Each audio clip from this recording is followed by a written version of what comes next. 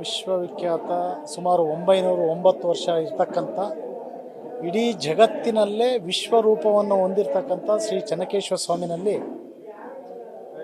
ಸರ್ವರಿಗೂ ಆರೋಗ್ಯ ಆಯಸ್ ಐಶ್ವರ್ಯವನ್ನು ಕೊಟ್ಟು ಸುಖ ಶಾಂತಿ ನೆಮ್ಮದಿಯನ್ನು ಕೊಟ್ಟು ಈ ದೇಶಕ್ಕೆ ನೆಮ್ಮದಿಯನ್ನು ಕೊಟ್ಟು ವಿಶೇಷವಾಗಿ ಹಿಂದುತ್ವವನ್ನು ಶಕ್ತಿಯನ್ನುಗೊಳಿಸ್ತಕ್ಕಂಥ ಶಕ್ತಿಯನ್ನು ಆ ಪರಮಾತ್ಮ ಕೊಡಲಿ.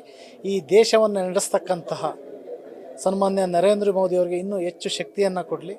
ಈ ದೇಶದ ಸಮಸ್ತ ಜನತೆಗೆ ಆ ಭಗವಂತನ ಆಶೀರ್ವಾದ ಇರಲಿ ಅಂತ ವಿಶೇಷವಾಗಿ ಬೇಲೂರು ವಿಧಾನಸಭಾ ಕ್ಷೇತ್ರದ ಎಲ್ಲ ನನ್ನ ರೈತಾಪಿ ಬಂಧುಗಳಿಗೆ, ಎಲ್ಲ ನನ್ನ ವಿಶೇಷವಾಗಿ ಸಹೋದರ ಸಹೋದರಿಯರಿಗೆ ಆರೋಗ್ಯ ಆಯಸ್ ಐಶ್ವರ್ಯವನ್ನು ಕೊಟ್ಟು ನೂರಾರು ಕಾಲ ಬಾಳಿ ಬದುಕಲಿ ಅಂತಕ್ಕಂಥದ್ದನ್ನು ಆ ಪರಮಾತ್ಮನಲ್ಲಿ ವಿಶೇಷವಾಗಿ ಮಕ್ಕಳಿಗೆ ವಿದ್ಯೆ ಬುದ್ಧಿಯನ್ನು ಕೊಟ್ಟು ಈ ಕ್ಷೇತ್ರವನ್ನು ವಿಶ್ವದಲ್ಲಿ ದಾಖಲೆ ಮಾಡ್ತಕ್ಕಂಥ ಅಭಿವೃದ್ಧಿಯನ್ನು ಗಳಿಸೋದಕ್ಕೆ ಪರಮಾತ್ಮ ಶಕ್ತಿ ಕೊಡಲಿ ಅಂತ ಬೇಡ್ಕೊಂಡಿದ್ದೀವಿ.